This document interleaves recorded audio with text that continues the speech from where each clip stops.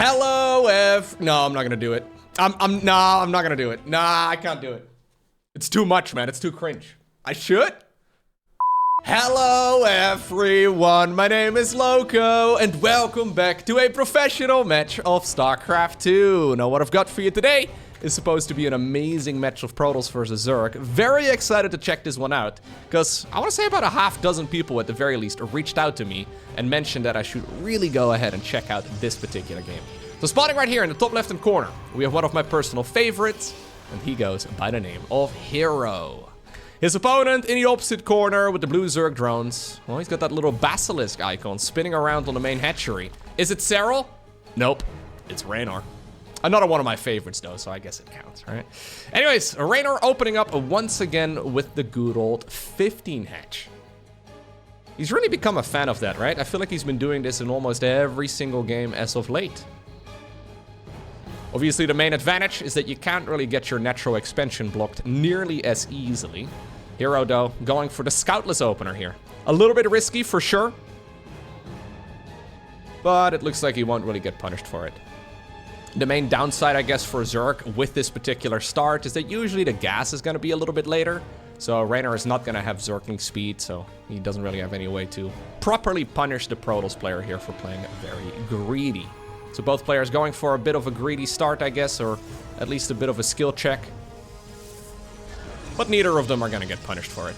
All right, cybernetic score goes down nice and early. We'll have to see what sort of tech this is going to be. Lately, I've seen herO play quite a variety, actually, of openers. Like 9 out of 10 times. And the average game of Protoss versus Zerg, we will see Protoss players focus on that Stargate opener. But I've seen herO actually go for quite a few Twilight Council openers and whatnot. A lot of charge shenanigans, a lot of glaive adepts as well. I always feel like those builds are good on a great day, and most of the time they're very mediocre at best, but we'll have to see exactly what the plan is. He does start up the Warp Gate upgrade right away. No Chrono Boost. This is definitely something that Reynor is looking for as well. No, it will be a Stargate opener in the end. Okay, so small little mind game right there. I guess the Chrono Boost does not really make a lot of sense if you didn't get your opponent's natural blocked, so yeah. Chrono Boosting Adepts is a bit of an interesting one. Like, for the longest time, we used to see double Chrono, but I don't think we're going to see a single Chrono here on the Adept this time around. Yeah. Just playing this very safely here instead, so we can, well, get a couple more probes going and get that Oracle out nice and early. So neither player has really seen that much, right? So what Reynor has seen here is that the Warp Gate upgrade started up right away, which is 50 gas, as well as an Adept. He also knows that a second Gateway unit was produced right away too.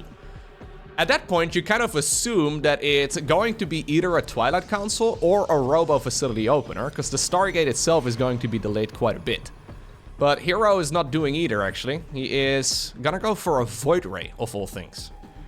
All of this is already a little strange. Small little mind games being played left, right, and center, but all right. We are gonna go for the second gateway. I have seen some games where he actually delays that one in favor of a really quick third Nexus. Wouldn't mind it, but yeah. I guess the Void Ray is gonna keep him safe against most stuff here. Glory to the Daylong. Bzzz. Okay. So let's see. What exactly is Reynor going to do against this? Well, now he knows it's a Stargate opener. Queens are coming up. We're gonna go for a safety Spore Crawler here too, because it's a Void Ray into an Oracle. Forged together with a Twilight Council on the back of this, and really nice and early third Nexus. Void Rays considered to be one of the worst units in the game overall at this level of play, but they still have their uses. I think for the most part, right, whenever you see a Void Ray opener as Zerg after such a strange Warp Gate timing already, you kind of assume that something tricksy is happening, but what are the odds that this is going to be like, I don't know, Dark Templar or Glaive Adepts or something like that, right? Like, this is an expensive unit. It only really killed one Overlord. We already know that the Warp Gate upgrade was there. Oh, okay. Well, I would imagine as Reynor right now, you don't necessarily suspect that it's going to be charged together with the +1 ground weapons, but it is.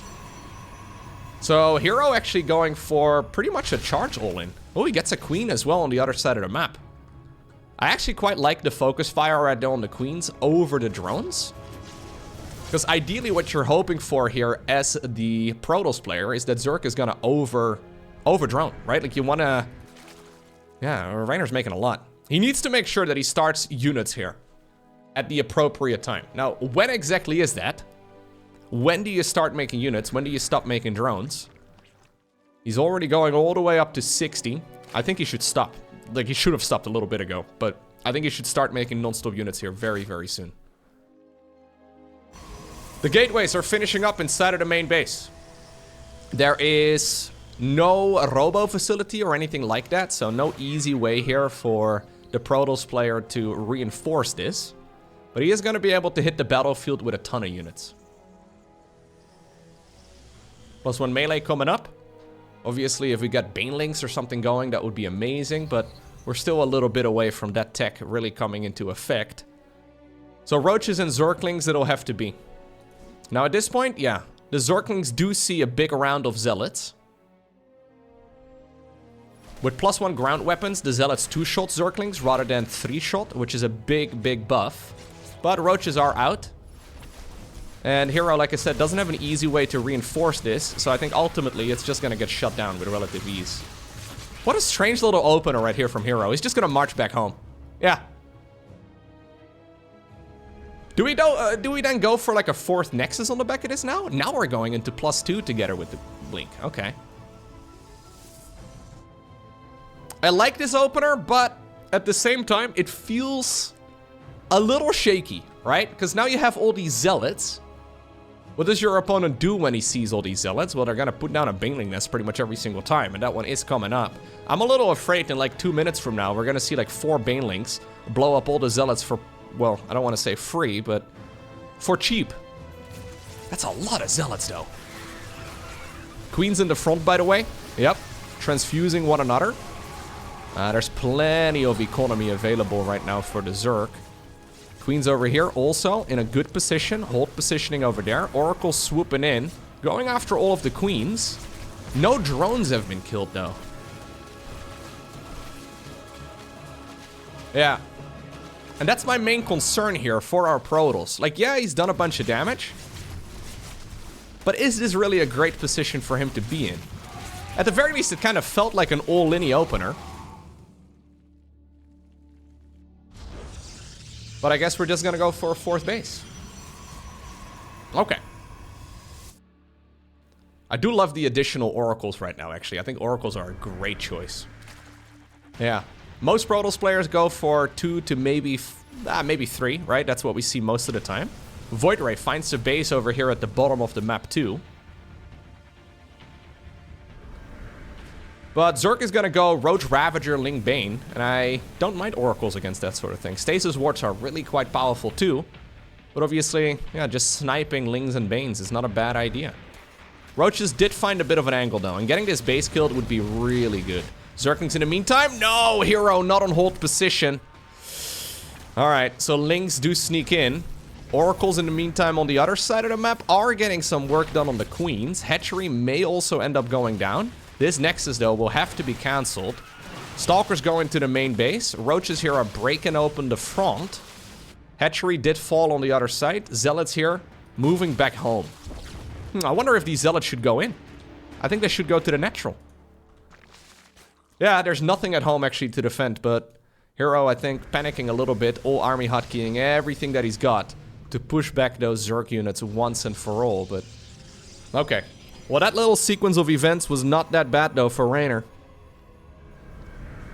Especially if he managed to keep that 4th base alive. But since both players lost their 4th... It's not that bad. Not that great either. Oh, herO actually taking the 4th Nexus right now on the other side of the map. And he does have a properly upgraded Protoss ball over here, but still no easy way to reinforce this. So no prisms. Nice blink right there out of the way of the corrosive biles. Oracles switching on over to targets that they can hit as well. They're gonna go after the Ravagers. Oh my god, imagine we had like 1 prism. Or even a proxy gate somewhere. Would it be possible to make a proxy gate over here and then warp on the low ground? Okay. Fourth Nexus, though, is going to finish up over here.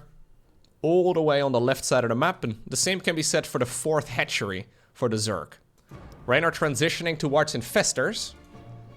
+3 ground weapons coming up for herO. Versus +1 armor for the Zerg. Yeah, the transition here for Zerg is a little bit awkward. Do you go into Greater Spire? Is that even something you're thinking of at all? I mean, that feels ages away. He does decide to go into a Hive. Ultra Cavern is an option. Lurkers, I guess, would be nice, but all of that feels like you would have to make a massive investment. So I guess just Hive, a couple Infestors, and Adrenal Glands. Maybe a few Vipers. Really good choice. Now Banelings are here, though, and they do have their Centrifugal Hooks upgrade done. So Reynor is going to start hunting some of those mineral lines. Look at this, though. herO well prepared for it. Lovely stuff. I love the split up blinking there. Looks like a few units here may have also gone down, but not blinking everything at the same time. So, 11 minutes into the game, we've got ourselves a robotics facility. Considering this has been a hyper-aggressive gateway-based opener by herO, the fact that we see a robo facility at 11 minutes is kind of nutty. Generally, you'd see that a bit sooner. Hive is going to finish up. I'm assuming it's for Adrenal Glands immediately, as soon as Reynor realizes at least that the Hive is finished. That Void Ray from earlier, you know what? There it is. That Void Ray has been putting in work. That's the second hatchery it now forced to cancel. Dark Templar. Quite a few of them. Alright. On the other side of the map, but all of them immediately use the buddy system. They hold hands. It's like elementary school all over again, but it turns out they merged together. Power overwhelming indeed. A little bit of a stalker push over here on the left side of the map. The Zealots coming in up north, but not for very long. Ultra Cavern.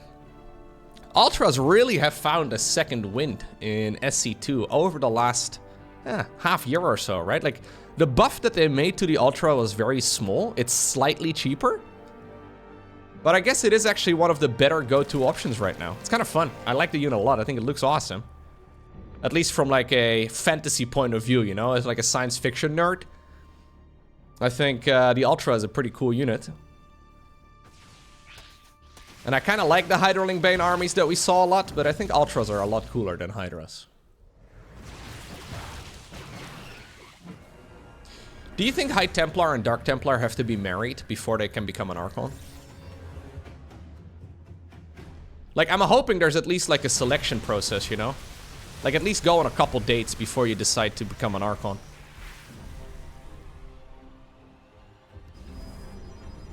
Because imagine you're becoming an Archon with somebody who just talks about, I don't know, Formula 1 all day.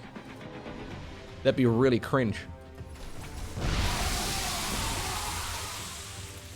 Like, what if you become an Archon with somebody who collects, I don't know, postal stamps? And you're not into that sort of thing at all. Oh, this is a really good catch for Reynor if you can kill some of them. I don't think he will. Maybe one? Maybe two. Yeah, not bad. Personally, I like Formula 1. I would be that guy. Yeah. Double Spire coming up here for Reynor. Yeah, what if you become an Archon with somebody who really likes watches? Ugh. You would not hear the end of it. I hope there is some sort of dating procedure. Anyways, fungal growths. Very important right here for Reynor. Any way to try and slow down the advancement. Like I was going to say, he needs a lot more than what he's currently got. 40 Banelings are coming up, but they're not done just yet. herO moving forward. Okay. Ooh. We have a couple of the Archons here popping some of their own force fields. That was a Protoss move right there. Force fielding really diligently and then popping your own force fields. Fungal growth right there making it difficult, but is there enough firepower right here for Reynor? Ultra's coming through. Hatchery does fall. Corrosive Biles, no counter against because the fungals made it difficult to retreat. This is a big army, though, here from our Protoss player. Do we have a prism? We do have a prism. Oh, it's right there, literally in the middle of my screen. Nice. Yeah, the Zerg reinforcements, though, are popping out of their eggs.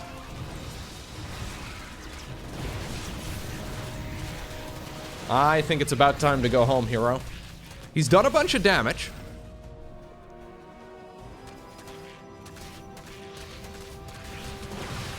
But as soon as he gets back to the safety of the static defense, I think Reynor is gonna have to pull back. Okay. Sick game so far. Because we're now 15 minutes in. Both players have a decent economy, but nothing amazing. I'm liking this position for herO more and more as time goes on. 79 probes at this point in the game. Proper upgrades going into Mass Archon with shields. I mean, this is a unit composition that Zerg can certainly counter, but I don't think that Ultra Ling Infestor is really it. I would love to see a Greater Spire and a transition towards Brute Lords instead. Ah, this is bad though by herO. I don't know why he's out here. Fully upgraded Lings don't mess around. Okay, well, he did make the best of that scenario. Plug in his Stalkers in between the Vespian Geysers and that cliff.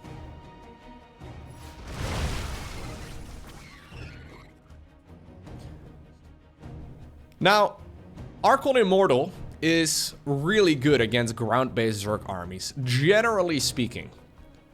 It's an interesting dynamic because there have been a lot of scenarios, right, where like Protosses see one lurker and they're like, okay, well that's it, I have to play Skytles now. But usually when there's enough ground army, you can demolish the ground army for the Zerg as well. I'm inclined to imagine, and we don't really see this all too often, that Ultras are gonna get absolutely murdered. Like, don't tell them. They've probably been told their entire life that they are the biggest and baddest Zerg unit of them all, but these Immortals don't really mess around. We're up to 8 Immortals here against 6 Ultras. Problem is, Reynor... Oh, he doesn't have Neuroparasite. Wait, does he? No, he does. I was gonna say. Alright, he's got Infestors in the mix. If he can hit Neuroparasites on the Immortals, or on the Archons, or any other heavy unit, I mean, that would be insane. herO should have seen the Infestors. So he's got an Observer up in the air over there. Zerg can counterattack again. Trying to maybe create a bit of a distraction. Okay. Greater Spire, by the way, on the back it is right now. So Reynor is going to make a transition towards Brute Lords. So I think against this army, he needs Neuroparasites, or he needs Brute Lords. I think Neuroparasites require a little bit of luck. herO's scouting forward right now. Okay, he sees one Infestor. He needs to be so careful. Oh my god, here go the Infestors. Oh my god, Neuroparasites, yeah. So the Ultras are insanely good, and they are countered by our Protoss player, but not when those units temporarily switch sides. There's suddenly the Zergling swooping in as well, going after any of those units where the Neuroparasite wears off. Looks like the army over here indeed will be cleaned up. Reynor moving forward right now. What a move. That was insane. 80 supply advantage right now for the Italian Zerg. He's smelling blood in the water. Yeah, he wants to move forward. He still has energy for a couple Neurals as well. No good targets, I guess, at this point to try and... Well, really, yeah, there's another Archon, sure. Most of the units have already disappeared. Fungal growths making it impossible for those Stalkers to use their blink ability. Careful, though. Bit of an overextension right here by our Zerg. Base in the bottom left-hand corner. I think this may be the first time that Reynor finds out about it. Okay. 15 probes full? Ah. Yeah, Reynor's still doubling his opponent's army supply. And that's massive. 65 workers versus 47. Those Neuroparasites were absolutely gold. Like, that was perfectly played right there by Reynor. Because the Ultras really only had one proper counter there, right? And, well, if you turn all of those Protoss units against them... Or I guess if you turn, as the Zerg, all of those Protoss units against the Protoss, life becomes a lot easier. You do take a bit of a chance, though. herO does still have a stellar economy. I say that, he's got a stellar amount of mineral lines. If it's up to Reynor, not for much longer. Burrow being utilized over here. Look at that one zealot. You'd think he did a sick job. Making himself look really white. Oh my god. Zachary, no! We told you to not flex preemptively. That's okay. Zerglings and Ultras trying their very best. There's another neural parasite going down. Immortals fighting Immortals in a Zerg versus Protoss. But I really do like what herO is doing here, though. Backing up to that static defense. Using the map layout here, this choke point, against the Zerg. Okay. He was like 80 supply behind recently. I mean, he's still very far behind, but not quite 80 anymore. Oh, those fungals. Those fungals are insane. I was starting to believe right there for just a moment. But that was a lot of damage done. Now, one thing that Reynor does not have is a good economy. Yeah. So this is actually something, look at the Ultras right now popping as well, because the Dark Templar are striking from the shadows here.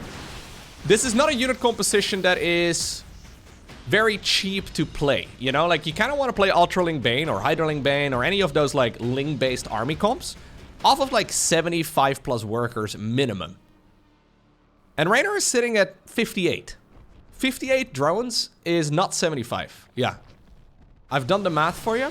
That is a smaller number than 75, and therefore it's worse. Up until a certain point, because if you have 200 workers, not optimal either. I know. Anyways, what I'm trying to say though is I would have liked this position better for Reynor if he had, 70 workers, you know? Like just an extra round, an extra base would be huge. What he's trying to do though is instead cut the Protoss off of their economy. So that way I guess you still create a base worth of advantages, but in the meantime, couple zealots here going to town, working on a spore crawler. They already killed a few drones. Okay, Zerglings once again, fully upgraded Zerglings. Tickling away at the Stalkers.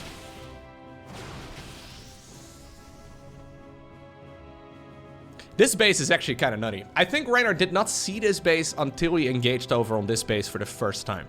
So I wouldn't be surprised if, like, that was a bit of a misread for them, and he's actually doubling down right now.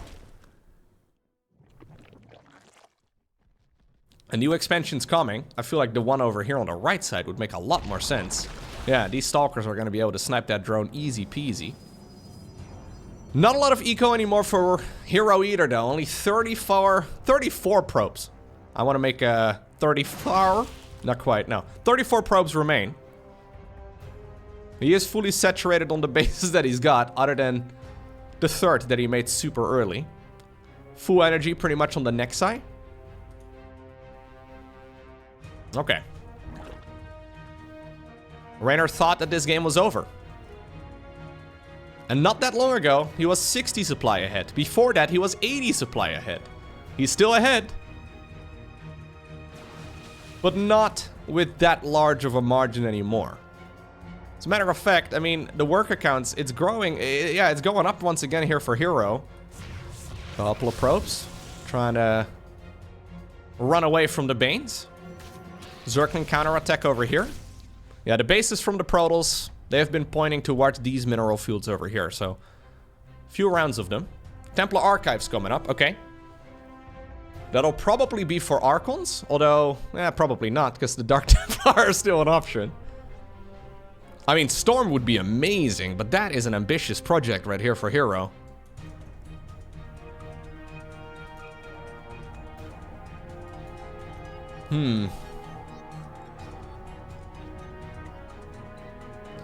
Zealots, they want to go after that base. Reynor indeed going for the expansion in the top right-hand corner. A little bit of a skirmish continues here at the bottom as well, as the Stalkers once more decide to go onto the creep. Yeah, Reynor thought he had this one in the bag already, but now he knows, okay, I need to take it a bit easier. I need to breathe and just slowly rebuild. Over the next few minutes, these Protoss bases will run dry regardless, and I guess herO will like... Yeah, he would like to expand over here. But overall, there's not that many great options for the Protoss player to expend here. Whereas for the Zerg, yeah, the entire top right-hand corner of the base or of the map is relatively accessible, especially if he spreads the creep a little bit further forward. One Brute Lord. Well, I mean, it's the thought that counts. Ah, you know what's better than one Brute Lord? 2. We're doing a lot of math today. Storm, by the way, is going to, yeah, be halfway done at this point. Interesting decision here from herO to go into Psionic Storm. Like, that is a very expensive upgrade when you are broke, you know? Like, you'd imagine that making actual fighting units here is better at this point, but he's like, no. I'm 69 years old. I'm gonna start saving for retirement right now. It's like, herO, are you sure that's the best move? Well, it may be the best move. He already did warp in 5 Templar as well, and they will have energy right now for Psionic Storm. A ballsy play right there for herO. Maybe that's why he's decided to step onto the creep a few times there to keep his Zerg player, or his Zerg opponent rather, occupied. Okay. Observer will scout a fully mining base here. That is a bit painful for herO. Because this is not a game where he can easily commit a ton of resources. Man, that's a lot of links. Well, a couple storms here would be massive. This is not a game where he can really commit a lot of resources to a Zealot run by. Right? Like, I mean, it's an option at this point, but he never knows where that Zerg army is located. I think he is going to send these lads towards the top right. Ah, no, he ORB hotkeyed them back. Big storm. Big storm number 2. Whew.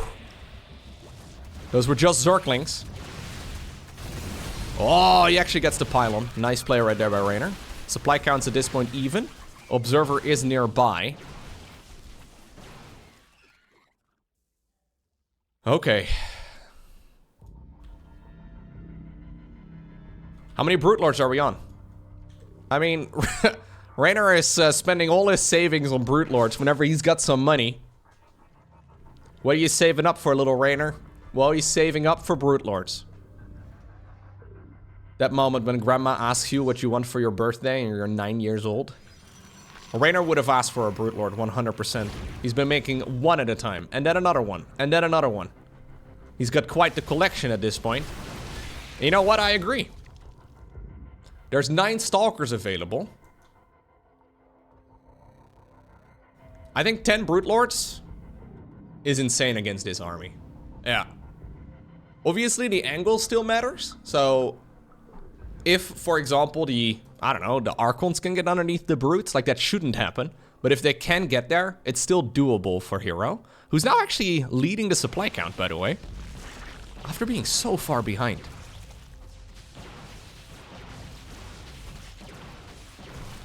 Infestors, once again, ready to Neural Parasite. There is an Observer in the mix. Okay, now the Brute Lords are shown for the very first time. Is there enough? Couple fungal growths. Love those fungals. They inhibit any sort of movement ability, like, for example, Blink. The Storms are chasing this down nice and aggressively. Hatchery falls, 7 drones go down. herO decides to back off. herO now 40 supply up. Oh my god. Recall towards that expansion.